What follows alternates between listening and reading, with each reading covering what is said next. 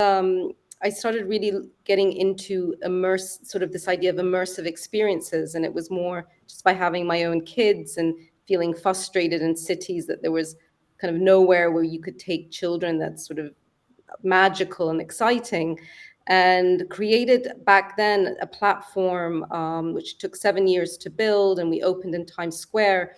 But at the time, we were calling it a multiverse. So we were combining 360-degree environments, gaming, animation, lore, mythology. And we took thousands and thousands of families and children through this experience. And unfortunately, because of COVID, we had to shut down. So when Rashid called me and we started talking about NFTs and looking at that whole sort of landscape, we thought, why don't we take this world building, IP content, and start to create an actual city? So that's really when this idea of creating a city that comes to life and where every property has its own story was born. Very, very intriguing. Let me just make sure. And by the way, guys, I just want to say, I think the live started a little late. So I apologize if you guys missed the beginning of our live broadcast. But hey, we're here and you're still on time. We're only, what, a minute and 35 minutes in. So we're doing good. Um, but Rania, what I want to bring up when you were talking, when we talk about Web3 and the metaverse, just these two terms alone, they've become, such deterrents for the mainstream users. But what makes you guys' approach really unique in what you were describing, you guys have built Metropolis on the blockchain, right? But you're really, what I learned is you're not making it about blockchain or Web3 or NFTs or all these tech jargons that frankly nobody cares or wants to talk about or hear. Will you also talk to us about your Web3 approach? Will you walk us through that and this effort that you guys have really taken to make the entry smooth for everyday user into the world that you just described? Sure, absolutely. I mean, I can start by sort of going to the beginning, which is creating the city and how our approach is Yeah, different. please too. I'm going to share with the audience here. So I don't How know if you can see. amazing is that? That is so cool. Did somebody dream about that? Because I've seen that in my dreams.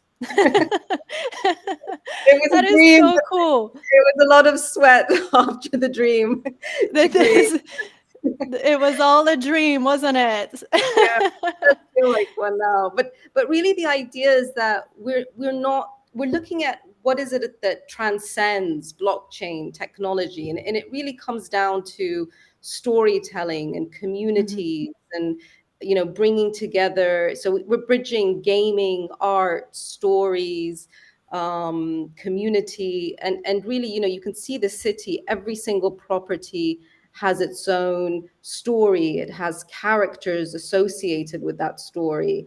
So Wow. you're really entering a world that you can get lost in. And these properties are now owned by individuals. We have an amazing community of people that have taken on the lore that we created and are now contributing to it. So you have, for example, the owner of Coma Coaster that will post sort of different ads and updates about the Coma Coaster and what's happening. So for us, it's really feels like a live city. And as you can see, it's a 2.5D approach. So it's easy Mhm. to enter. You're not going through any clunky system. Even the gamer profile is it's simple. You earn soft clay.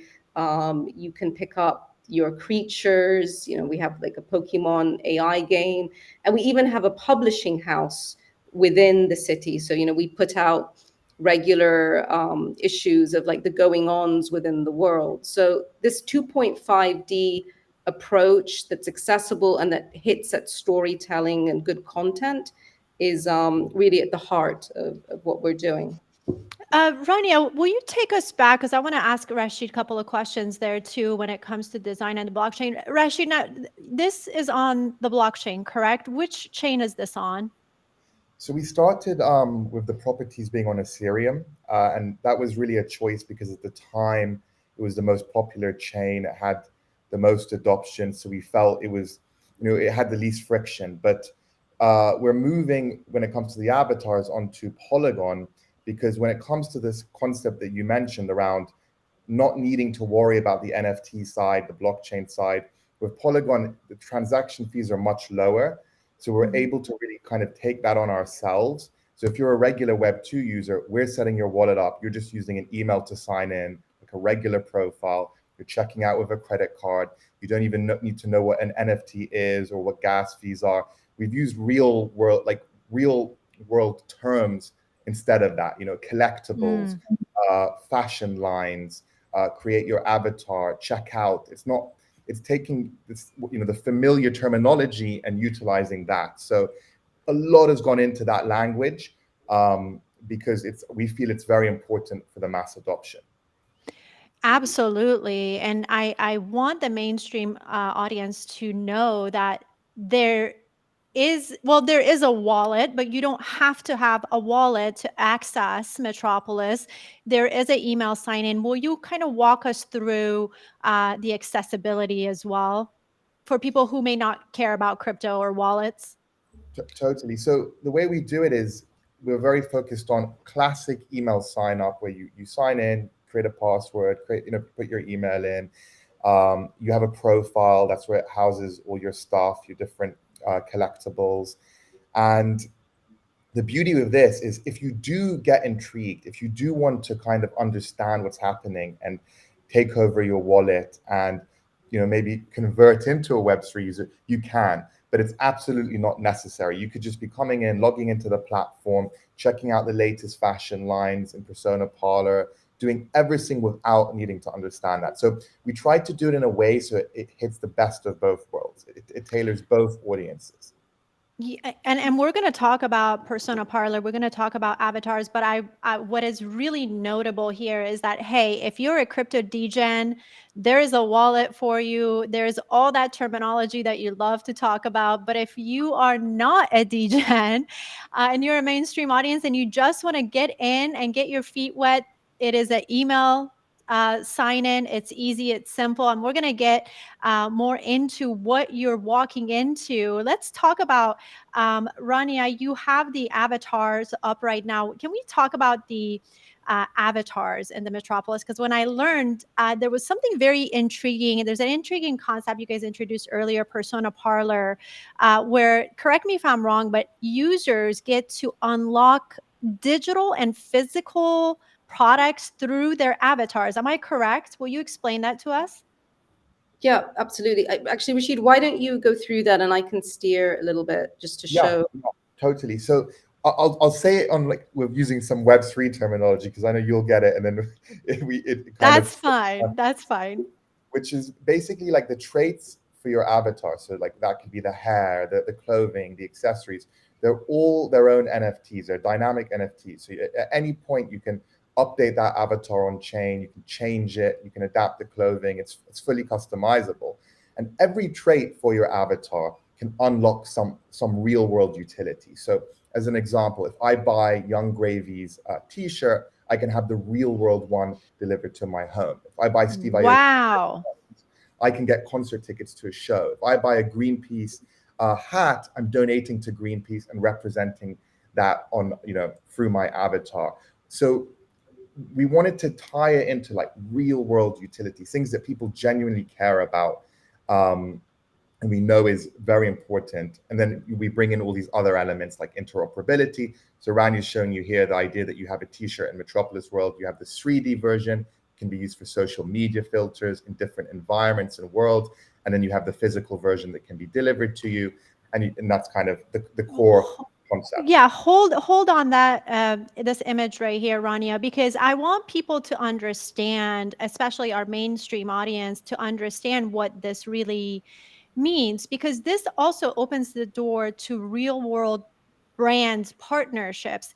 The idea, which we're going to talk about PHYGITALS as well, the idea that you can have what you're passionate about in this world, a digital, you have a digital version of it, but you also can have a physical a real version of that digital item. Will you, Rashid, give us give the audience a scenario? For example, this what we're looking at right here.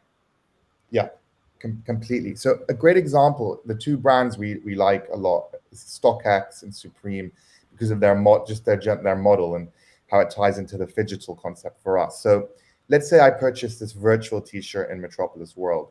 What that will do, it will give me a 3D version that I can take into like Decentraland or Sandbox or even Roblox, different environments, social media filters for TikTok, Instagram. So I now have an asset that can be used in many digital environments, but that's also my access to then get the real world version. So the So idea it's there is interoperable. Sorry, I don't mean to interrupt, but it's interoperable. Yes. fully interoperable. And then the Wow. idea becomes that if we drop, let's say, a limited edition T-shirt, let's say 500 of them, a Steve Aoki Metropolis T-shirt, the only way to get that real world one is by buying the virtual one.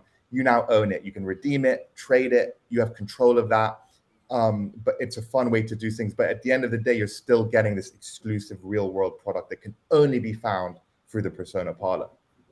And also the Ah. I don't know, Rashid, if you can see, but for example, we've partnered with a young designer who created only 200 of these bespoke limited edition eyewear, these glasses. So you can go onto the Persona Parlor, get the virtual version, which then gives you access to unlocking the actual physical version. So it's really looking at what we're creating as a brand. So Rashid mentioned Supreme, Ame Leon, October's very own, these brands that are just cool, authentic. But we're bringing that to to the blockchain, to Web3, and we're bringing digital collectibles with real world collectibles. It. I'm gonna put. I see our friend Kurosh actually is in the house, guys, and he says the style is out of this world. It really is because I feel like I am in StockX.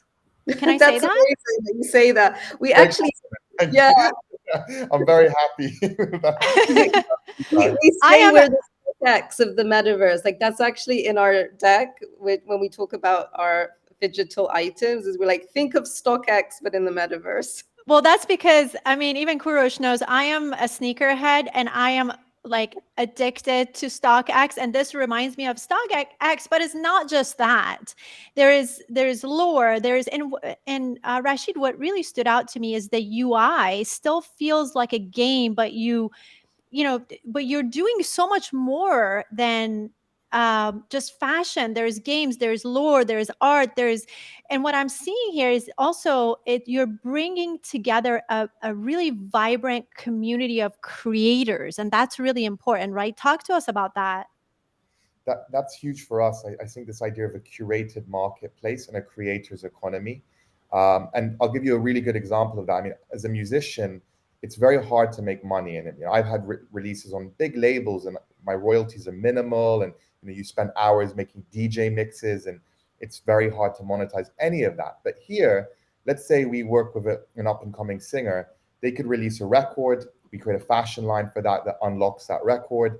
They could, have a limited number of those. It's almost like going back to vinyls, but on the blockchain, and they're starting to monetize. So we want to we're really a platform to empower creators. And a big, exciting fact is we have 2 years worth of creators and brands lined up to drop on this platform. So there's a long roadmap of content and exciting products that we've kind of done the work to put in place prior to launching. And how does that structure work? If I'm a creator and I'm listening to this and I want to be a part of this, how does that work for me? Where do I begin? So right now we've been sort of doing the curation and finding different designers that we love, artists, creators, and we've been handpicking and sort of bringing them into the fold.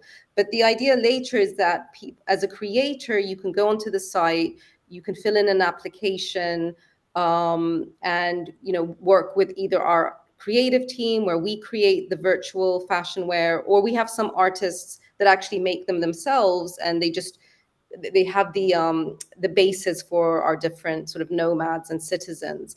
But the idea is that down the line, it's almost like a Squarespace thing where you go in, you have your own page, you can decide what your virtual item unlocks, so you do it yourself. So it's a very scalable model. So that's kind of what we're building to. However, right now it's more us. Right. And Rashid, do you see that artists want this direct relationship with their fans and with their craft?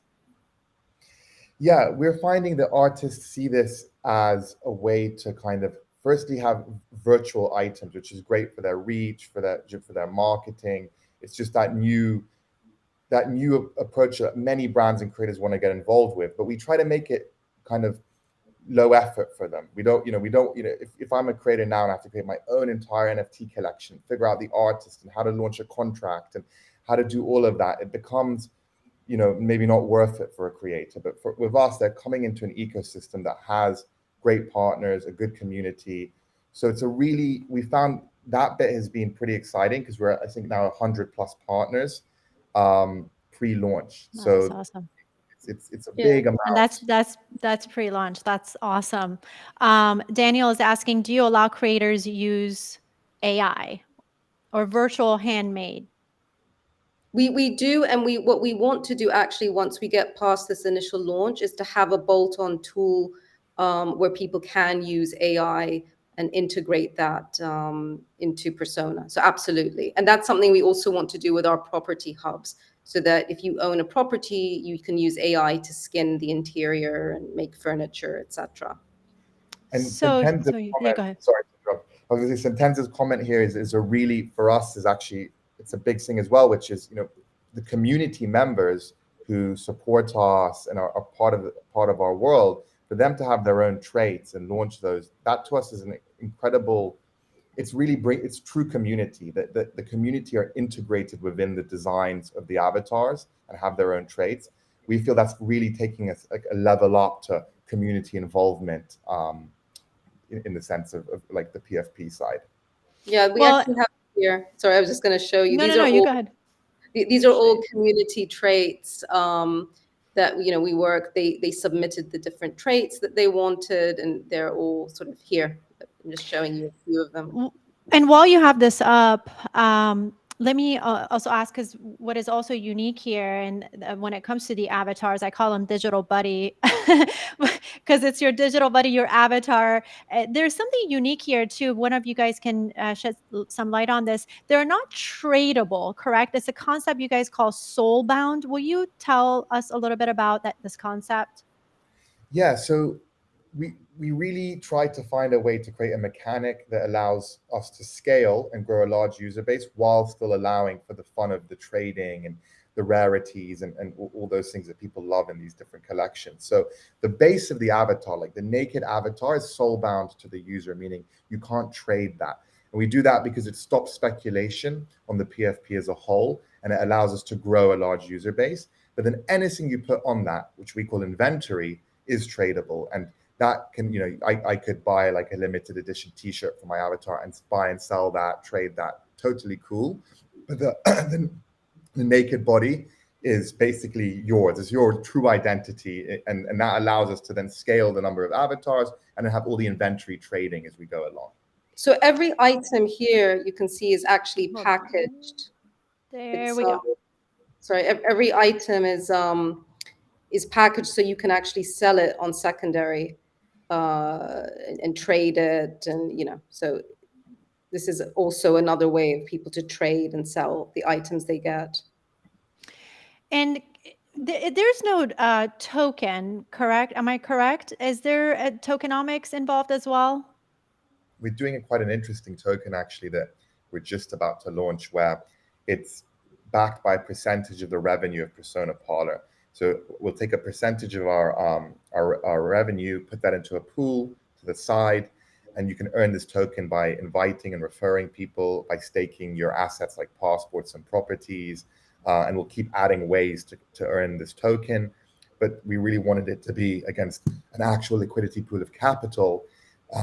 So it's like as we grow and we build and we succeed, our community succeed with us, versus like one of those hype tokens that just, it pumps and it doesn't really go anywhere. This is actually backed by real revenues. Very interesting. And that's coming up, correct? That's coming, yeah, very soon actually. We're launching the referral program this week, and then we'll be having that pool of capital from day one of Persona Parlor launch. And I'm sure we can have another conversation, a whole nother show just around tokenomics. But let's keep it on what our mainstream audience relate to the most. And if you will, Rashid, I want to take us back real quick to the idea of phygitals, because there's such a big opportunity here, especially for brands. Will you talk about some of the relationships and some of the doors that this idea of collectibles and phygitals open for brand partnerships? I know you have a few of them that are in there and doing amazing work. Talk to us about that. Totally. I mean, one interesting thing we've realized is for fashion brands and also fashion designers, as an example, it's a way to test out products virtual first. So, really experiment with ideas that they have for different clothing lines. And off the back of that, then launch the physical versions. So it's almost a really interesting way to get feedback on your product lines, and then see, okay, people are loving this. The physical version now needs to come from that. So that's one use case that we've seen, very interesting to brands. The second is brands that don't typically have fashion lines. Let's take, for example, a Time Out or a Toblerone. These are brands that don't have physical clothing. But if you start to create these cool collectibles around like the 500 Toblerone hoodies, the only way to get them is through here, and it's this really interesting kind of piece of history almost as a physical item, that opens the door for almost any brand to become a fashion designer per se through us. So those are just two. Rania, I'm sure we'll have more use cases as well. But And guys, this is a whole new way of doing marketing, correct? I mean, is this the new Gen Z marketing? That's what I want to know. I mean, we definitely think so. I So hope so. It looks that way. I mean, you see Nike going into these digital environments, you see Adidas going into these digital environments, having activations, wanting people to engage with their brand. So to me, it's my opinion, but it's evident that this is the direction the marketing is, this next iteration of marketing is taken, right? I mean, we notice, I know Rania with her kids who are into collecting sneakers and play on Roblox and in Fortnite and so on. The digital identity for the younger generation, even for our generation, is as important as the physical. So to us, it's like, why not have that identity seamless across all of that? Whatever t-shirt I'm wearing in the real world, have it in my Roblox profile, have it in the games I play, have it as my social media filter, have it as my PFP. So it's really seamless across all different environments. I mean, as a company, as we grow, we'll test. We're very curious to see where the biggest pickup is. Like, is it a sandbox or I think it will be Roblox personally, because you have a lot of people already heavily invested in that world. But absolutely, I think the digital and physical now are very combined and there should be something seamless for they're both. they're connected. They're part of life, and we always say we're not creating a metaverse to replace your physical world. We're creating something that brings it in, ties it, and both have this interplay. And I think that's been the challenge with a lot of current metaverses, is they're clunky, they're hard to get into, they're so disassociated from your everyday life. And for us, even the way we're building the city, a lot of people were saying, well, why don't you do it in 3D? And it's like, no, we want something that's easy, like an extension to your social media, that you can enter your property hub seamlessly and see your wardrobe. So this is really our sort of our mission, our sort of ethos. Making the metaverse Yep. tangible almost. Yeah. Absolutely. And how, Rashid, how seamless is it right now, interoperability? How easy is it to go from one metaverse into another metaverse, whether you're taking your avatar, whether you're taking that just the shirt? How seamless is that? And don't metaverses have to speak to each other for that to happen? Yeah, so the way we see it is almost like your profile houses your items, and you have that core item, which is the 2D Metropolis item, let's say the t-shirt. And what we're trying to do is plug in as many integrations as possible and continue to plug in as many as possible. Some of that is done off-chain. So something like a Roblox, it's not on-chain. So the idea is that by owning the 2D Metropolis one, you can then kind of access that off-chain Roblox version. For for environments that are on-chain, there is some talking to, and there's that idea of connectivity, and everyone talks about interoperability so much. So we've tried to just kind of make it really simple. It's like, okay, physical t-shirt, social media filters, 3D VRM file that works in these virtual environments, and just adding more and more as we go along, and learning from the feedback too, seeing which ones do people really use, I think is very important for us as Persona Parlor comes to life. What is your vision for the product and the creator's relationship with your platform? What do you want to see happen in that ecosystem, say 5 years from now? I think we really want to be this cultural destination, like a place that if you want something cool, edgy, not something you're just going to get on Amazon, you go to Persona Parlor, whether it's video content, fashion, etc. So I think we call it a cultural oasis, so to Mhm. speak. So I think that's what we're really aiming for. Is 5 years from now, we're the go-to place for amazing, high quality, curated stuff across the board. And from like a Yeah. sentimental level, I think there's like this dream that it almost feels like if I touch down in an amazing city like Barcelona, and you know that feeling, and you're walking, there's amazing restaurants, and it's vibrant and exciting, and all this cool stuff's happening, and there's people and entertainment, and there's a feeling to the city and to the people.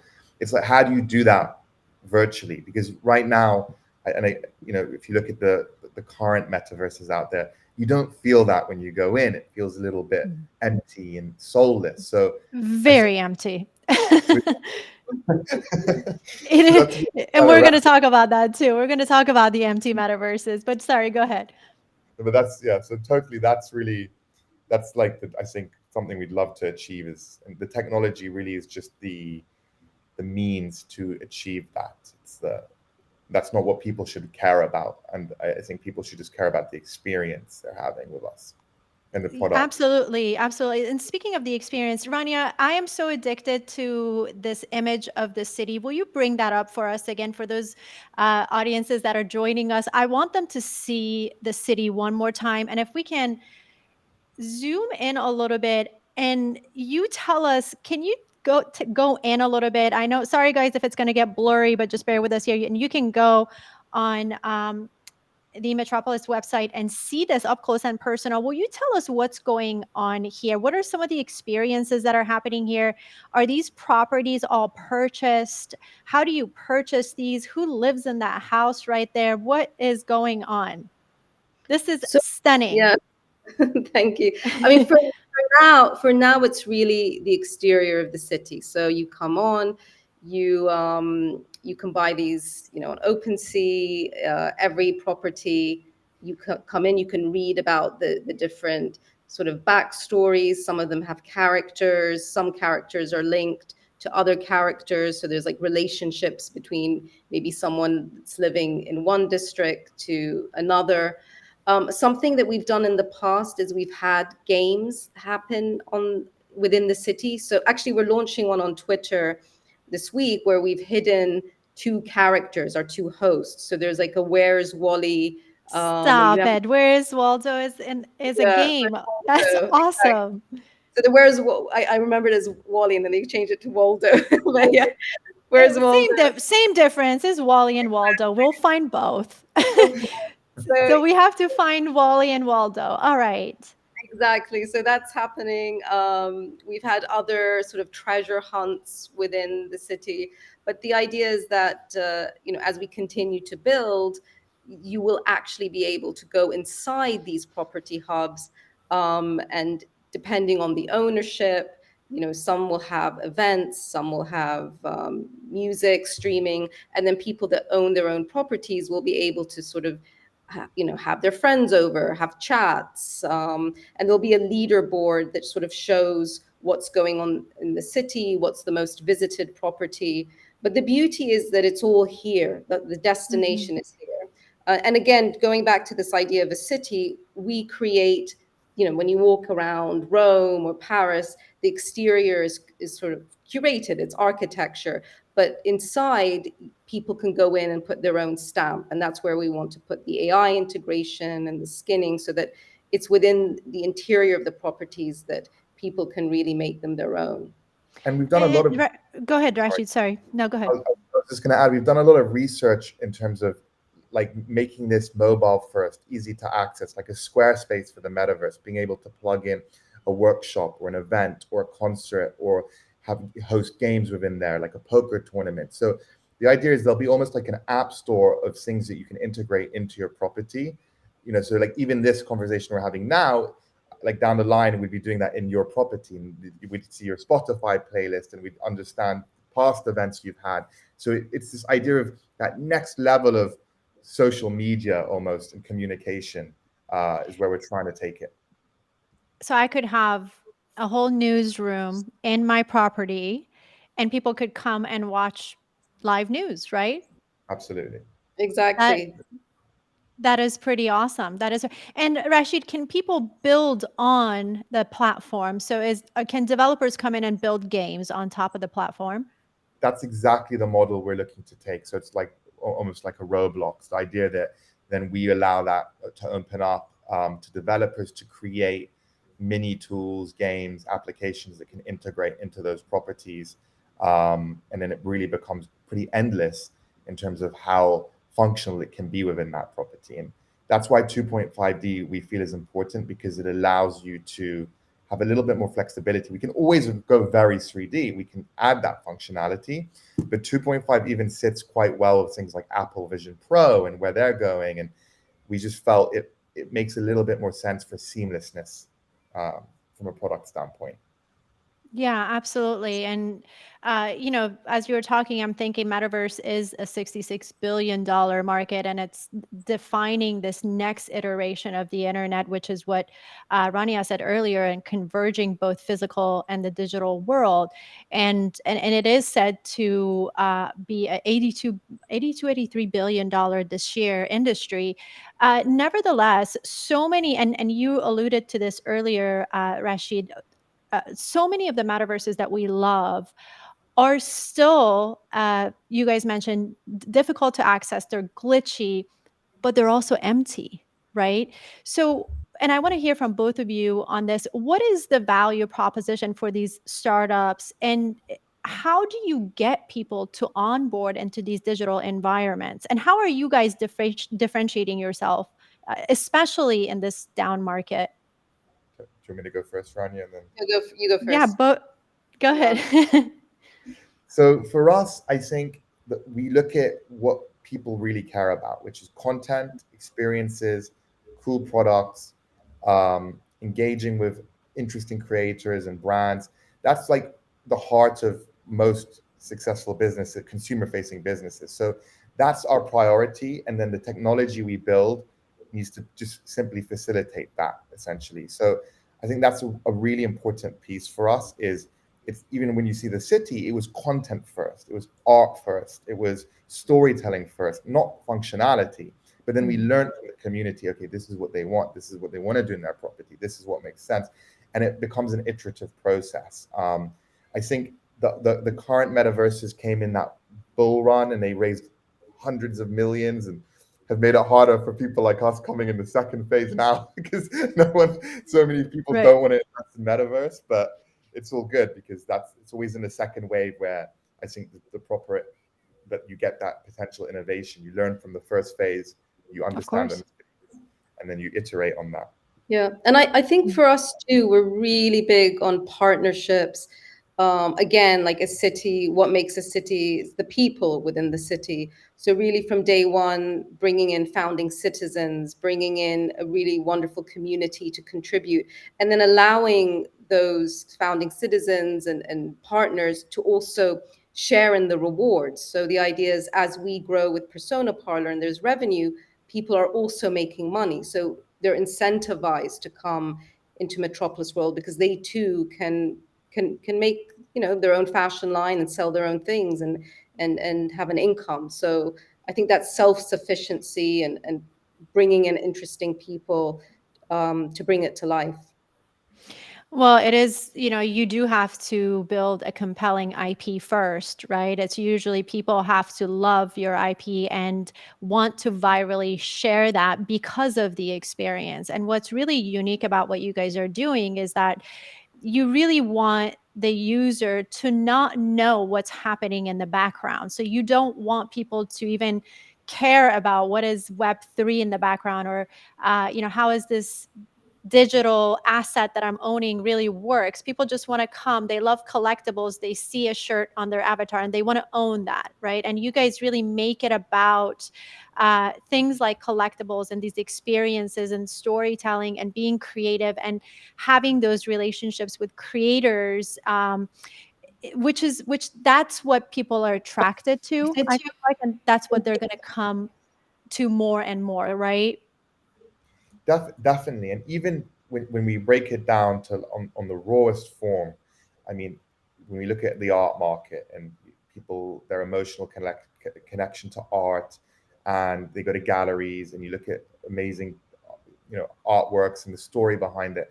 That's in a massive, massive industry that at the rawest level with Metropolis, we have that. We have this intricate city that, imagine it as a giant artwork. You could spend hours looking at it, exploring it. Something we plan to do, by the way, bring it into the physical, as Of Rania's course. an expert at that. So even something like that is extremely important to us, like just the visual entity of it. Yeah, of course. Forbes. I just want to bring this up because I was reading this article about a couple of weeks ago. Forbes just came out with an article and said in 1998, I think it was 1998, yeah, Google came out with the concept of search. And a lot of businesses thought, why do I need a website? There was Yellow Pages, if you recall those. And next thing you know, the idea of a website became a necessity. So this article said that by 2030, every business alongside their a static website, they're going to have a digital representation of their entity. Do you see a future where some of these properties that you have, I'm just going to be really, I'm just going to shoot it high here, be like a doctor's office where you can come in and it's a digital office where you can have a consultation perhaps virtually. Do you see that happening? I think it's already happening. I can never get my doctor. I always have to get on a Zoom with a doctor. But if I could do it in a beautiful virtual city, it makes it more compelling. But yes, absolutely. And The- and Um, even on AI, because AI is always everyone's moving to AI and it's all AI basically. But for that, I mean, on a very high level, we're exploring the way that AI almost represents your business and represents you versus being an assistant towards you. So again, let's say I came to your property, and you're not available at that time, but if I could speak to your digital representative and understand your background and what got you into journalism, and your roots and your interests and what episodes are available, and that's all there through the AI. That's an interesting idea on the representation standpoint for a brand or a creator, and we're exploring that quite a bit now. We're a small team, but it's yeah. on our list. It's on our never-ending list. So if people are looking at these properties and saying, well, why do I need a property? This is exactly the reason though, right? Because if everyone by 2030 needs to have a representation of what they do, the services that they offer, then they're going to need real estate, correct? They're going to need a digital real estate to offer those services. And so there's going to be these environments where they're allowing that to happen, like yourselves, correct? Completely, and completely it. And that's why we see it almost like right now it was websites and it became social media. It's about my Instagram account, my business account, my Twitter account, and there's just Can't countless keep social up. media, all of that. So imagine Yeah. then it's like, well, come to my property, and and all these integrations are there, like booking integrations, Zoom integrations, like all these different elements can be plugged in, games, ways to engage your audience. Mhm. That's definitely the larger vision that we see, but in a beautiful world where there's still that feeling of this is like a real city. It has character and soul to it. Right. And you're going to start seeing these in-game, well, we call them in-game economies, but in internal economies where creators can indeed earn, correct? Absolutely. That's the Yeah. key for us. It becomes a full creator economy where you're earning in many different ways Mm. through the environment. And which we were doing already with Persona Parter. I mean, we're launching very soon in September, and already our community will be sharing in revenue, and all the creators on board have revenue share. So it's really big believers of that. Yeah, yeah, and we can go down rabbit holes with that topic as well. But Rashid, tell me real quick, what since AI is a buzzword and a hot topic right now, what AI initiatives are you guys thinking about? So the one I mentioned is something that we have an idea around, which is more of it's like your digital representative. So the AI Mhm. is something that you train to represent your values and your business and your interests as much or as little as you'd like. And then Rani's looking at it with the creative team from the standpoint of the creation of fashion lines, the creation of the interior of your properties, and so on. So I know Rani, you've been going into that a little bit with the team.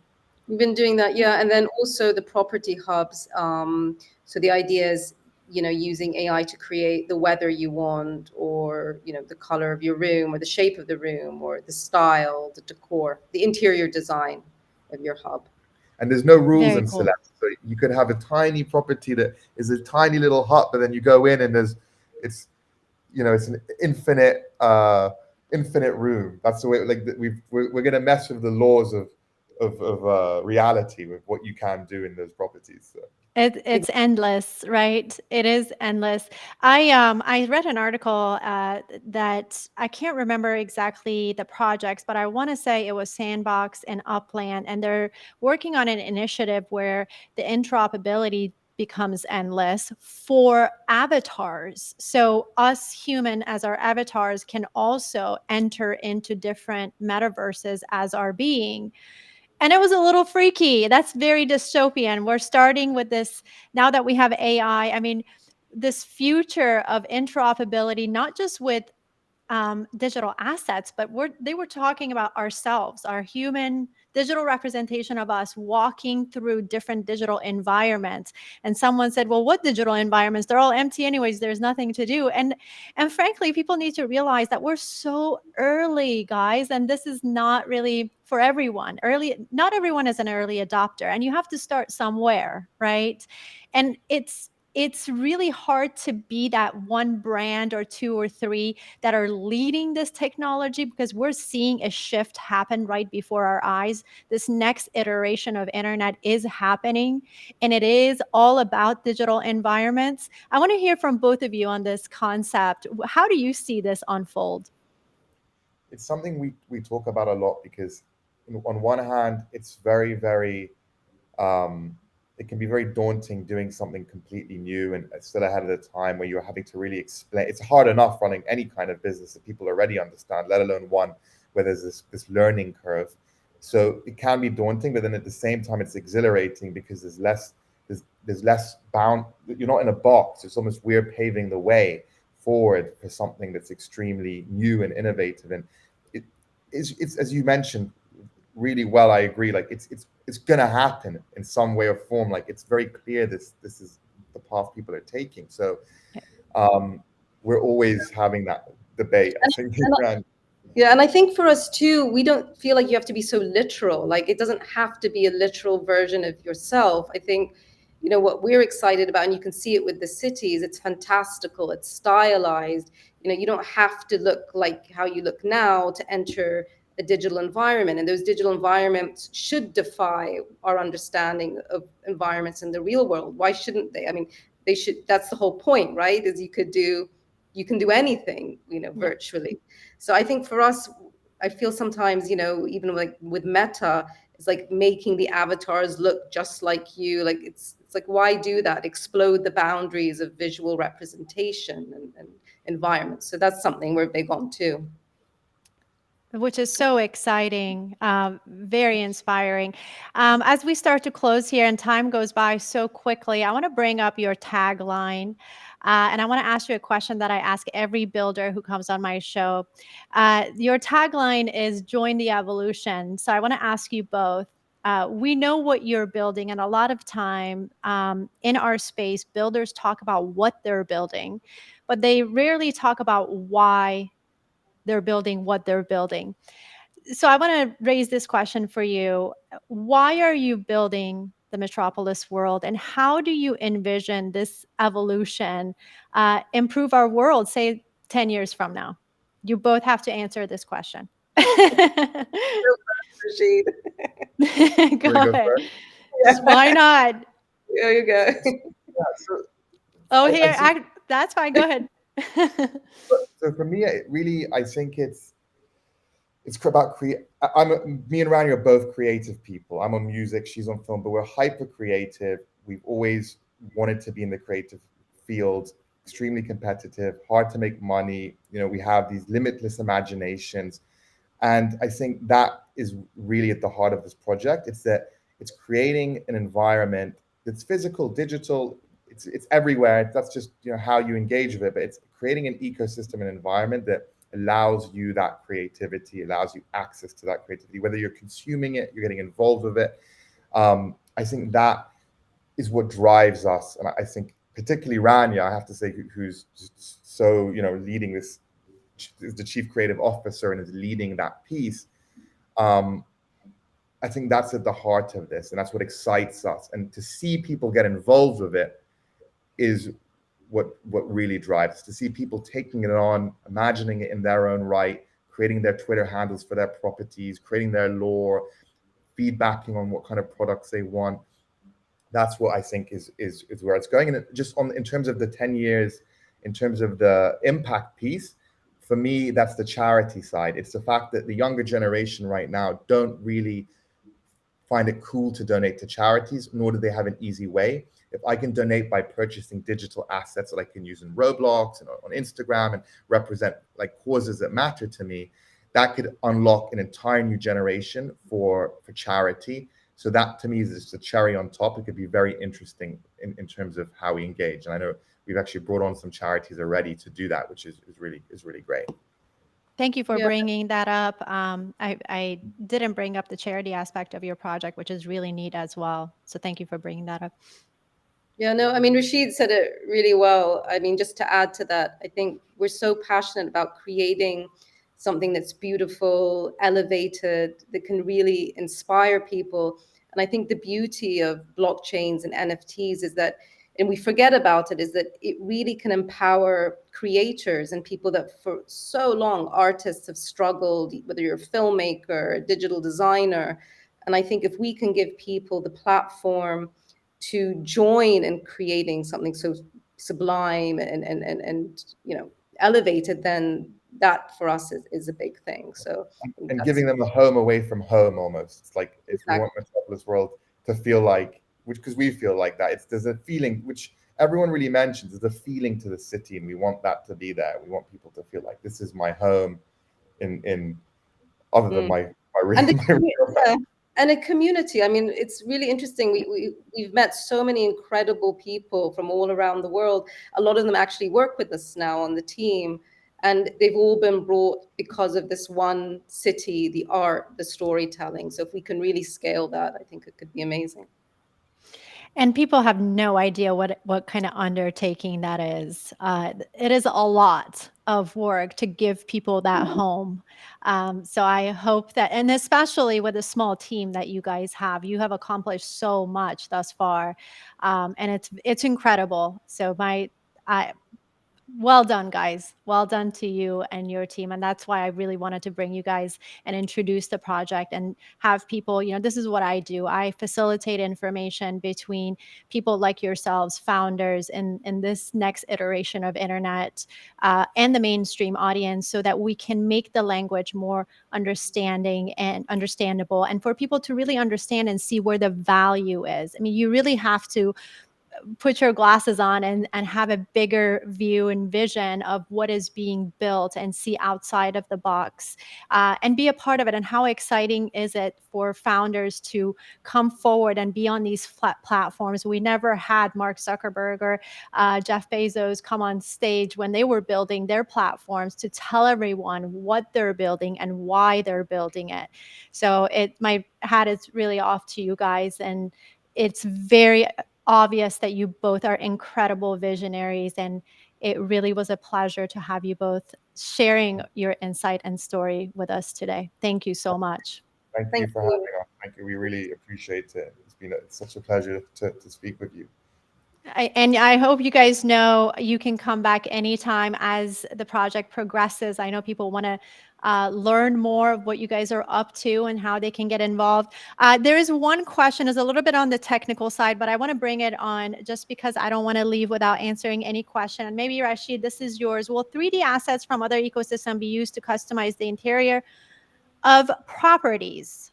For example, if I know people that are building 3D assets in Unreal Engine, Fortnite, can I use their items? That is so technical, and it's all you, Rashid, but go ahead and Even though I'm not funny enough, I'm answer not that. technical, but sometimes that's the goal. The goal is to try and plug in as many different to allow as many assets to come into the world. So we want to be as compatible as possible. I mean, Fortnite's a bit unique because it's quite a closed environment, but we are actually trying to actively push for that partnership because we just feel there's a good synergy, particularly with Fortnite. But the idea is that we want to have that ability to drag and drop from different environments. Absolutely. Soon, guys. Soon, guys. Patience. Rania, where can people learn more about the project and start their journey? Website, Discord? I think website personaparlor.com, great place to start to sign up. I think our Discord is also a great destination. We have amazing mods, fantastic community. But I would say go to personaparlor.com, and we're launching in a few weeks. So if you've signed up, you'll get information about what's happening, all the latest and greatest. Amazing. So I wasn't late to the party, really. I was just in time. Who said I was late, Kurosh? I wasn't late. Rashid, anything else you want to add before we close?